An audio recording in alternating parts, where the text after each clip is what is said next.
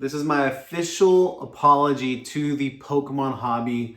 The crash is canceled. I apologize for making any negative market content for the past several weeks. Yes, prices are correcting. Yes, prices are down. But with the reveal, okay, with the reveal of the secret rares from Mega Dream, from Ascended Heroes, I can now confidently say that we are back, boys. We are so back, and everything's going to be at all-time highs in just a month or two. Don't you worry. Don't you panic. Don't you even lose an ounce of sleep at night. Your slabs, your singles, your sealed are safe. You can proceed with snuggling them before bedtime and making sure you spend at least 30 minutes of quality time with your long-term investments each and every day. It'll help them appreciate 0.5% faster. Psych! Yo, okay, listen.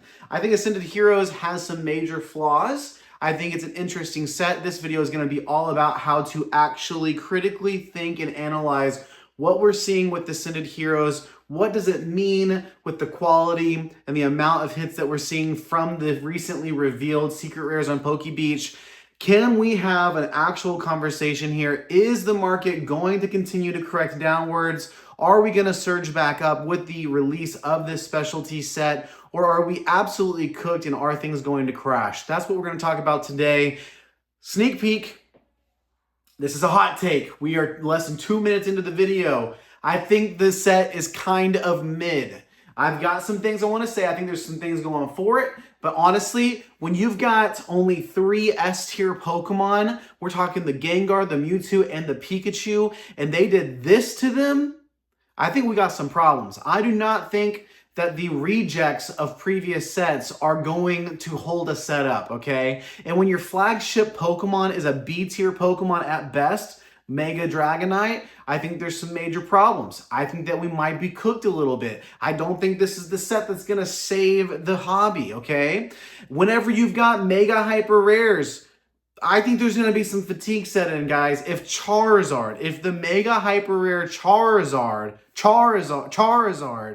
can't hold its value and is reducing in price over and over again as time goes on, I think that this like Mega Hyper Rare savior of the hobby, ultra chase, ultra rare pull that's going to save everything, going to introduce a new tier of rarity, a new tier of price out the gate for Pokemon is not it.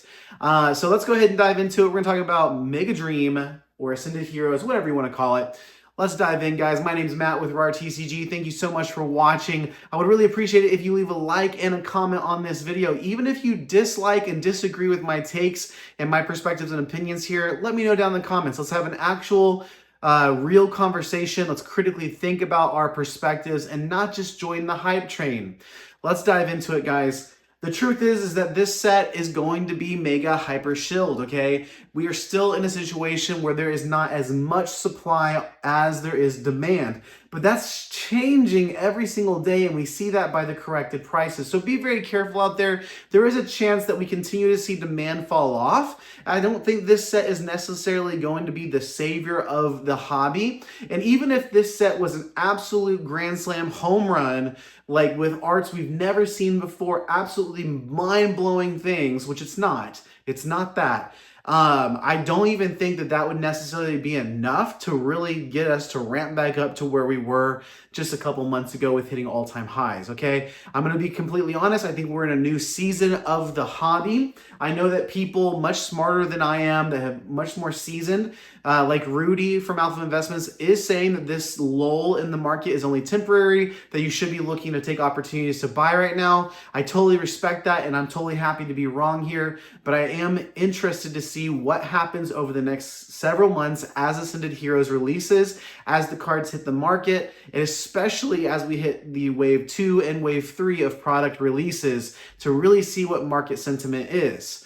Remember, this is taking the place. This is 2026's prismatic evolutions, okay? Is this going to be the next turning point upwards for Pokemon? I personally am a little bit skeptical. I do not think that I do not think this set holds as much staying power as something like Prismatic does. So let's go ahead and talk about it. The overall set, as I said, a little sneak peek, I think that there's 3 S-tier Pokemon in this set. It's Gengar, Pikachu, and Mewtwo.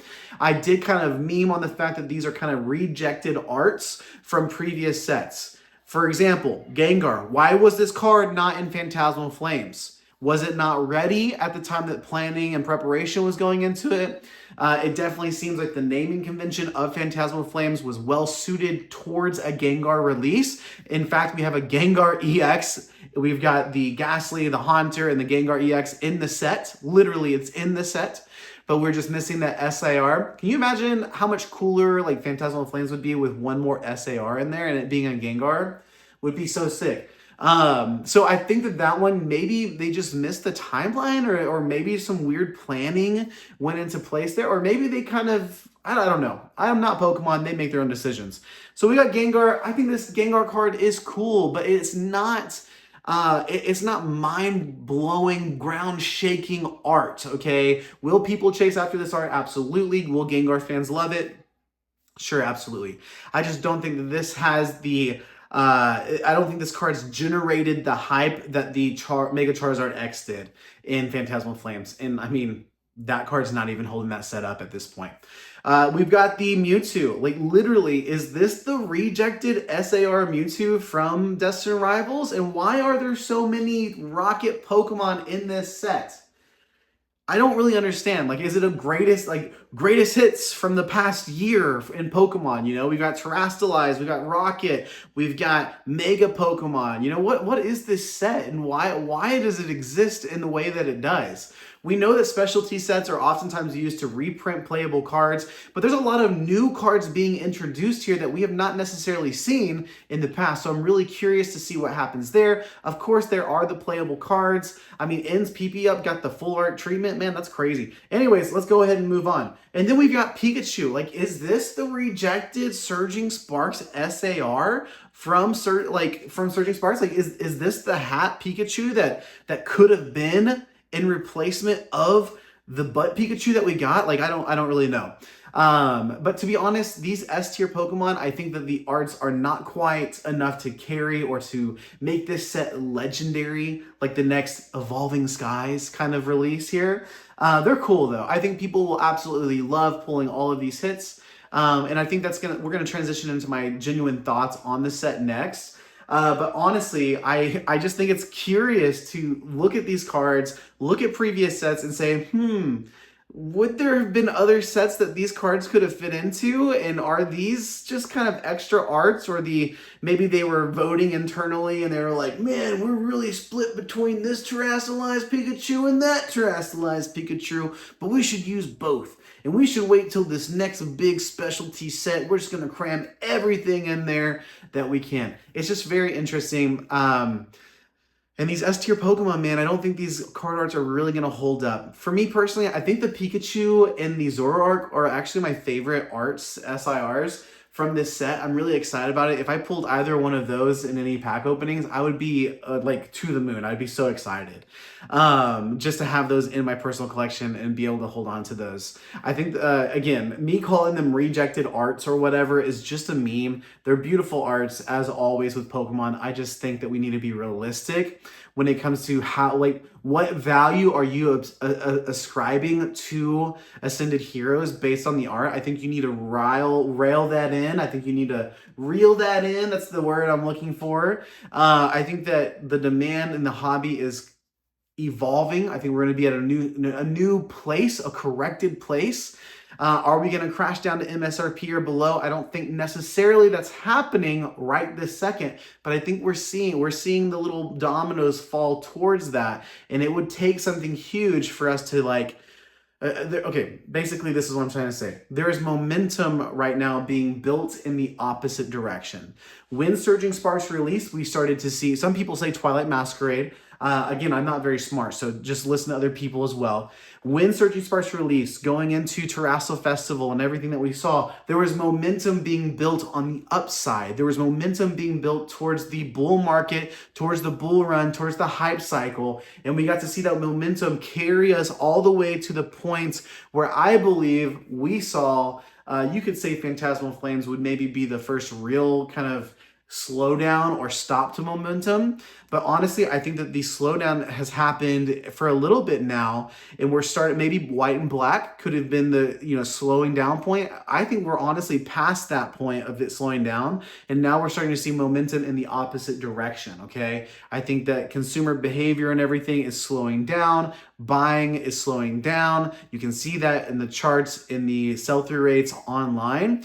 For example, if you just look at Phantasmal Flames like single pack sell-through rates, that thing is crazy on the downside, with sometimes less than 100 packs selling per day. And you may be saying, hey, it's before Thanksgiving. It's not quite Black Friday yet, the holiday, Cyber Weekend. People are just holding back. If that's true, go for it. If that's what you believe, that's fine. And the data is the data, and we'll see. We'll see after it's done how much things have changed. But remember, just because you see a spike on Cyber Weekend is not indicative that all of a sudden we are now bull running and just running 100 miles ahead, okay? You have to have enough substantial, credible data to review even after the sale has ended. And I think this is going to be very, very telling, okay? After the people deploy all of that capital, are they going to stay in the, buying cycle? Are they going to continue to buy?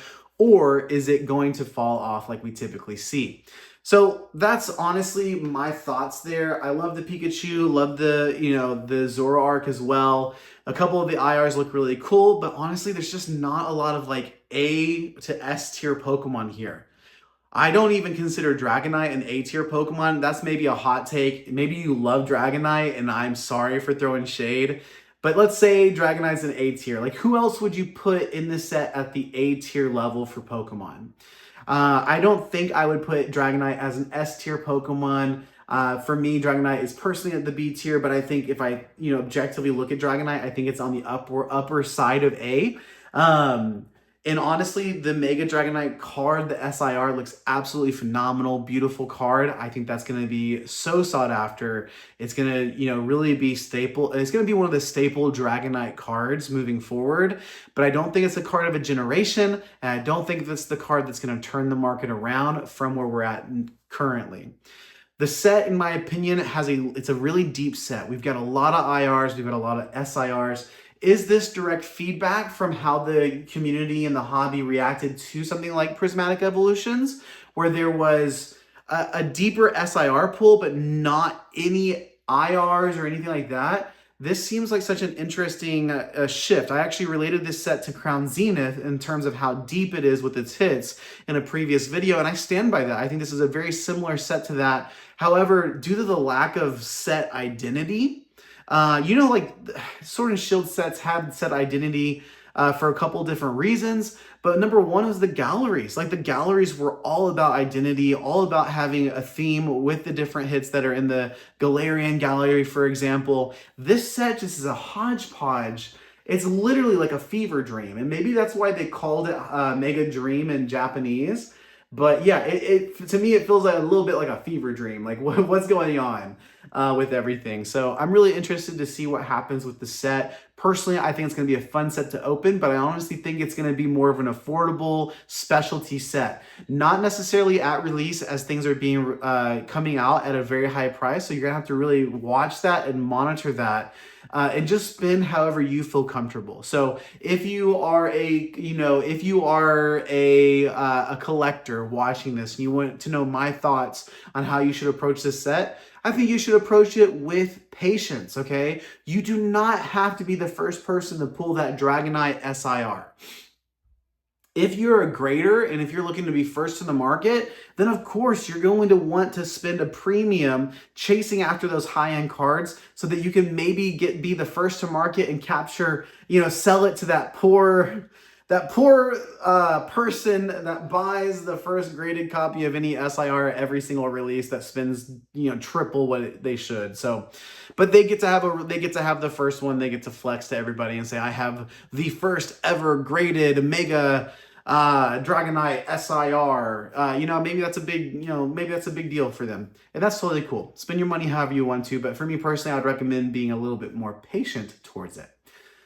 In the long term, I think this set is fine. I think it's a good set. It's a deep set. But I just don't think it necessarily has the staying power and it's not going to shift the momentum in the hobby necessarily.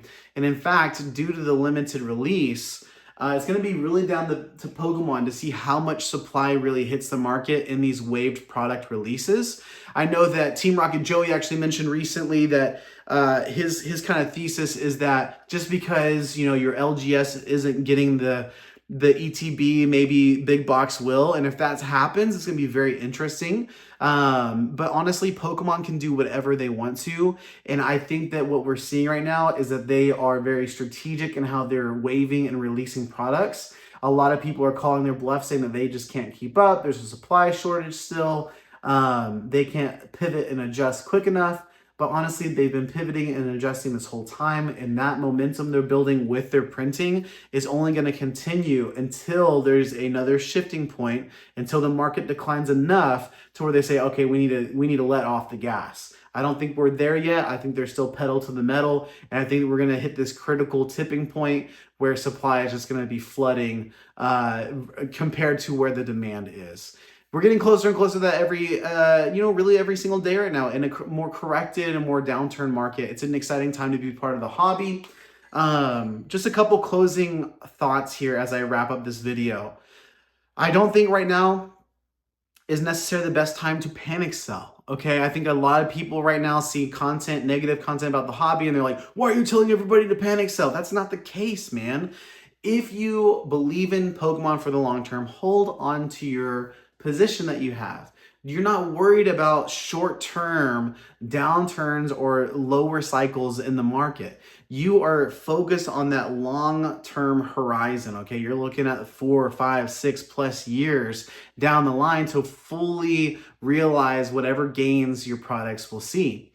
If you are in trouble, if you need money for whatever reason in your life, don't hesitate to sell and don't worry about selling right now.